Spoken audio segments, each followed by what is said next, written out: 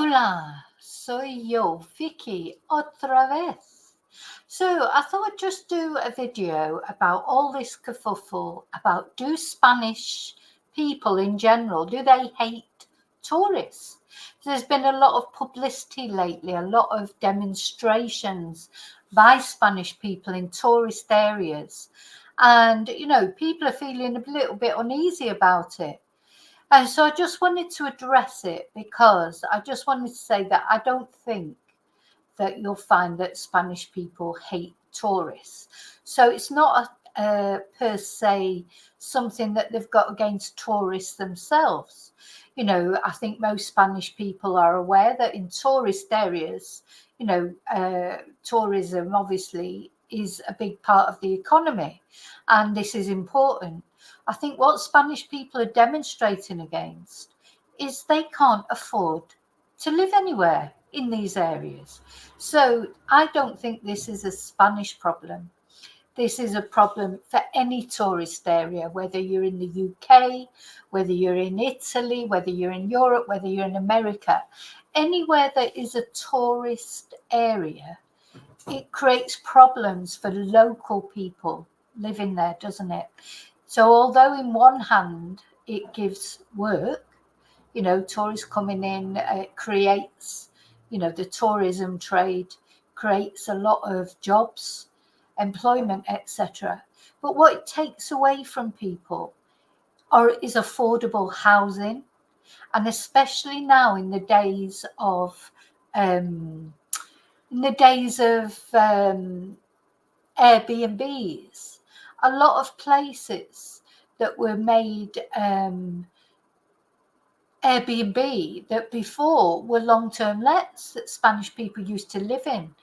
Traditionally in Spain, buying your house is not been so common as renting a property, and rents are affordable generally in Spain, but not now, because a lot of people that were renting their properties, their spare properties, were finding that they can earn an awful lot more money by making them an Airbnb and renting them out short-term holiday lets. So they've taken them off the rental market for normal people, for normal working people who work in the area, and it's become harder and harder to find affordable rental properties. And in fact, people have been evicted from their homes virtually, pushed out of their homes, not because they've done anything wrong, not because they haven't paid the rent or whatever, but because the owner of that home now wants to make it an Airbnb. So this is what Spanish people are protesting about. I just wanted to make that clear.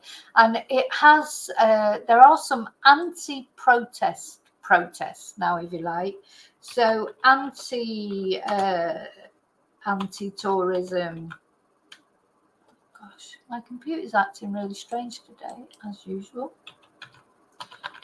It's blocked. It's stuck.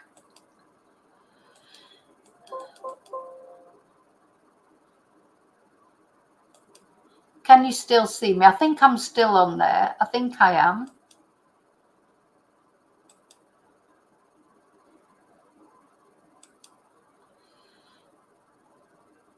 So yeah, there's been a lot of anti-tourism protests now. I think it's working properly now. Hang on.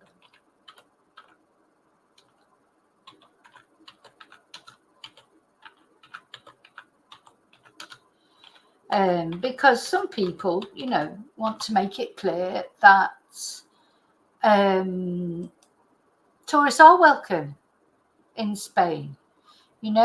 Tourists are welcome.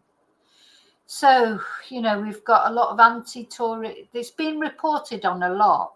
I think you've got to be very careful with sometimes how it's been represented in the British news, for example, because I do believe that in Britain, they want you to staycation, don't they? They want you to stay in Britain, spend your money in Britain, don't want you to go abroad.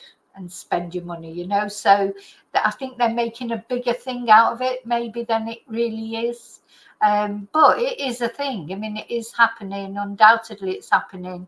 There's a lot of talk about it. But I just want to make it clear that these protesters, really, they are angry with the government for not sort of dealing with this, not addressing it, for leaving them as they feel, you know, with nowhere to live or struggling because of tourism. So I just want to say these are anti-tourism in a way, not anti-tourism, but anti the effects of tourism that aren't being addressed by the government, and not because they hate tourists. It's not like that. It's they just.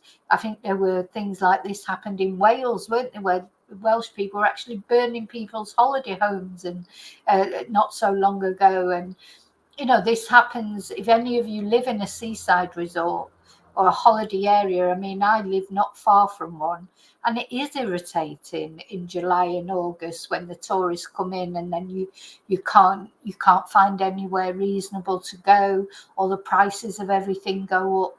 You know, this is just how it is, because it's like, you know, where people can see a way of charging more money for things in certain parts of the year. And what you have to remember is, like, for a lot of people, maybe they live on that tourism trade and they've only got 2 months, maybe July and August, where they can really, you know, quite often in July and August they make their money for the year, and the rest of the year they're just ticking over.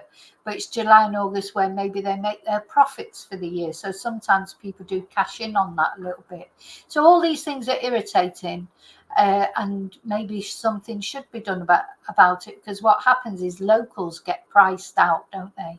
So they know, you know, people who are coming over to Spain on holiday, they've got a lot more disposable money, disposable income than people who live here, because wages are low in Spain. So, you know, it's all those issues. So people feel like they're being priced out, you know, and the cost of living crisis, of course, is bad as it is. And then you think it's felt more in these areas.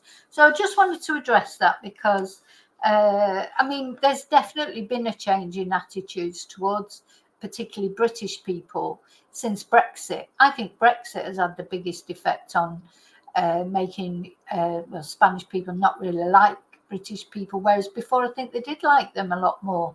But you know, Brexit had a big effect. It had a very undermining effect on the reputation of British people in Spain, of, you know, why do British people not want to be part of Europe? What's wrong with them? Why are we, you know, why do we feel like we're better than everybody else? I mean, that is a real big thing. That is a bigger thing for me as a person who lives in Spain, who's experienced it. I've been in Spain over 20 years. I've been here when we were popular, and I'm here now when we're not popular. And I'm hoping we'll get popular again as we've got a new government, and hopefully, at least, if nothing else, it will be a lot more European friendly.